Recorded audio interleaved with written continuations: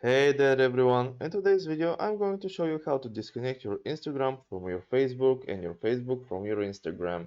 It's a quick and easy step to do, so let's just jump into it. To do this, you need to log into Facebook, not Instagram. You need to open your Facebook application. It can be done also from Instagram, but it's quicker from Facebook. So open from Facebook and then go to the menu on the top right with the three little lines right here. Click on it.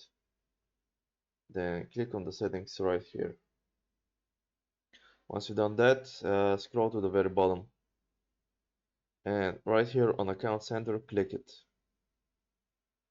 Here you have your Account Center, your profiles, and sharing across profiles, you can see that we're sharing across Instagram and Facebook with the same profile.